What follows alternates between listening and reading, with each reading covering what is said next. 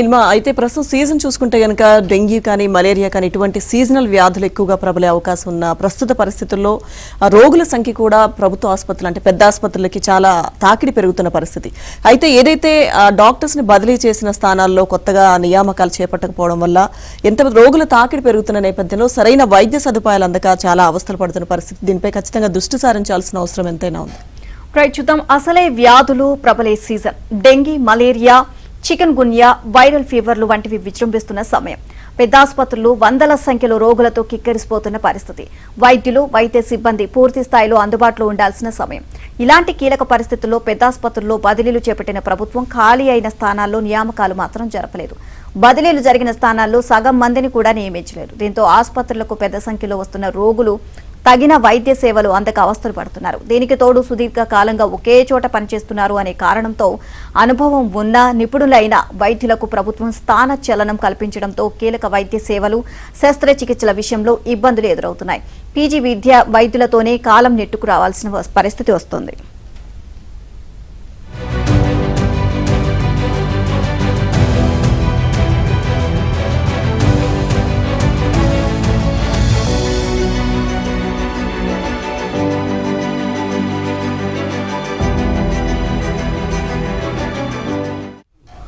ఎవరికైనా ఏ పెద్ద రోగం వచ్చినా వెంటనే గుర్తుకొచ్చేది ఉస్మానియా, గాంధీ ఆసుపత్రులే.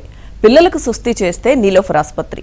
ఆ ఆసుపత్రులకు తెలంగాణ నలువైపుల నుంచి ఎందరో రోగులు వస్తూ ఉంటారు. 2 రాష్ట్రాల్లోనూ అతిపెద్ద ఆసుపత్రులు హైదరాబాద్లోనే ఉండడంతో అవి ఎప్పుడు చూసినా రోగులతో కిక్కిరిసిపోతూ ఉంటాయి. ఒక్కో ఆసుపత్రిలో రోజుకు 40 నుంచి 100 వరకు మైనర్, మేజర్ సర్జరీలు జరుగుతుండగా 20 నుంచి 40 వరకు ప్రసవాలు చేస్తుంటారు. ప్రతిరోజు 2000 నుంచి 3000 వరకు ఓపీ నమోదవుతుంది. రోజుకు 200 మందికి పైగా అడ్మిషన్లు ఉంటాయి. అయితే ఈ ఆసుపత్రుల్లో దీర్ఘకాలికంగా ఉంటున్న వైద్యులను ప్రభుత్వం ఒక్కసారిగా భారీ ఎత్తున బదిలీ చేసింది. ఉస్మానియా ఆసుపత్రి, గాంధీ ఆసుపత్రి, Gandhi medical college, Niloufer, MNJ ఆసుపత్రుల విభాగాల వైద్యులను ఇతర చోట్లకు బదిలీ చేశారు. మొత్తంగా హైదరాబాద్ నుంచి 135 మంది వరకు ప్రొఫెసర్లు, అసోసియేట్ ప్రొఫెసర్లు, అసిస్టెంట్ ప్రొఫెసర్లు, విభాగాల అధిపతులు, సూపరింటెండెంట్లను బదిలీ చేశారు. కానీ ఇక్కడి నుంచి వెళ్లేవారే తప్ప వచ్చేవారు ఉండడం లేదు. దీంతో ఆ ప్రభావం వైద్య సేవలపై పడుతుంది. శస్త్రచికిత్సలు వాయిదా పడుతున్నాయి. అత్యవసరమైనవి తప్ప ఇతర సర్జరీలు చేయడం లేదు.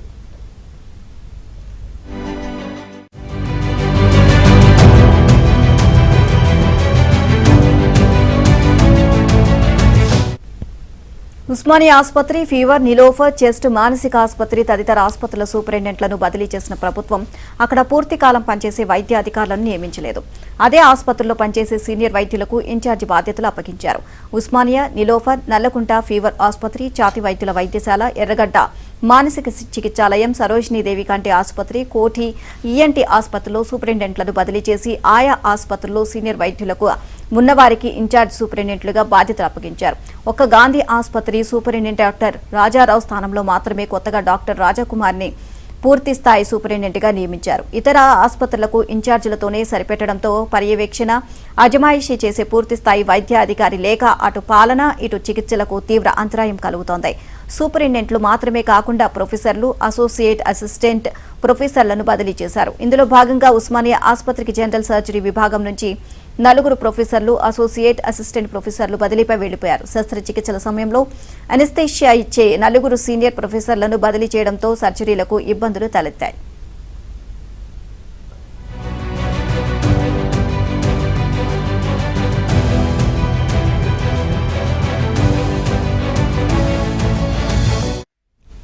ఇక ఉస్మానియా ఆసుపత్రిలో మొత్తం 41 వార్డులుండగా 60 మంది ఇన్ఛార్జ్ నర్సులు షిఫ్ట్ల వారీగా వార్డులోని రోగులకు సేవలు అందించారు. ప్రస్తుతం తెలంగాణలో ఆసుపత్రుల పరిస్థితికి సంబంధించి పూర్తి అప్డేట్స్ మా ప్రతినిధి ప్రవీణ్ అందిస్తారు. ప్రవీణ్,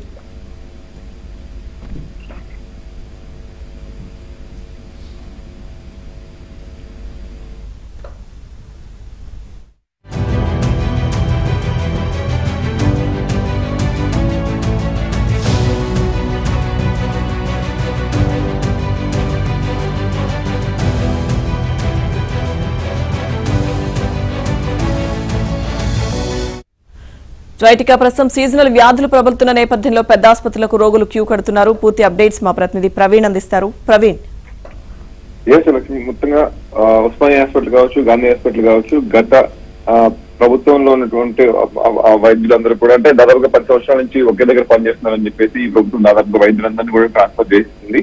సో ఈ నేపథ్యంలో అటు ఉస్మానియా, గాంధీ, చెస్ట్ హాస్పిటల్ కావచ్చు, కోరంటి హాస్పిటల్, ఫీవర్ హాస్పిటల్ కావచ్చు, దాదాపుగా సూపరింటెండెంట్ తో పాటు పెద్ద వైద్యులంతా కూడా వెళ్ళిపోయిన పరిస్థితి కనిపిస్తుంది.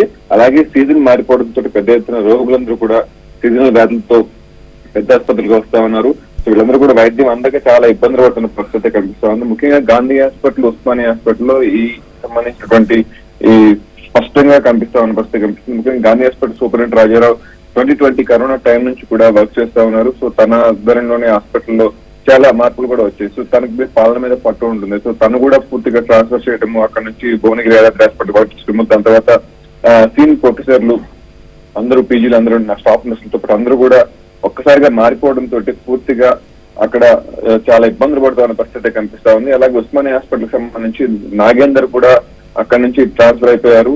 సో జనరల్ సాధారణ బదిలీలు అందరూ ట్రాన్స్ఫర్ అయినప్పటికీ కూడా, ప్రొఫెసర్లు అందరూ ట్రాన్స్ఫర్ అయినప్పుడు కూడా దాని స్థానంలో కొత్త వారిని నియమించుకోవడంతో హాస్పిటల్లో పాలనంతా కూడా గాడి తప్పిన పరిస్థితి గత నెల రోజులుగా కనిపిస్తా ఉన్న పరిస్థితి కనిపిస్తా ఉంది. దీంతో ఈ ప్రభావం మొత్తం కూడా అటు టెరిటరీ హాస్పిటల్ వైద్యులు పోవడంతో ఆపరేషన్స్ విషయంలో కావచ్చు, వైద్య విషయంలో కావచ్చు, వీటన్నిటిలో కూడా చాలా స్పష్టంగా కనిపిస్తా ఉంది. ముఖ్యంగా ఉస్మానియా హాస్పిటల్ కి కొన్ని రాష్ట్రాల నుంచి, జిల్లాల నుంచి కూడా వస్తా ఉంటారు. సో అక్కడ పేదలు తక్కువ కాస్ట్ తో వైద్యం చేసుకోవచ్చని వస్తూ ఉంటారు. సో ఆపరేషన్స్ చేయడానికి కూడా అక్కడ వైద్యులు లేక చాలా మంది పేదలు ఇబ్బంది పడతా ఉన్న పరిస్థితి కనిపిస్తా ఉంది. ఒక్కొక్క బెడ్ మీద 2-3 రోజులు ఉండినా కూడా వైద్యం అందించుకుంటున్నా కూడా సో వైద్యం ఎప్పుడంతో తెలియక చాలా ఇబ్బంది పడుతున్న పరిస్థితి కనిపిస్తుంది. ముఖ్యంగా చెస్ట్ హాస్పిటల్ కూడా పరిస్థితి అలానే ఉంది.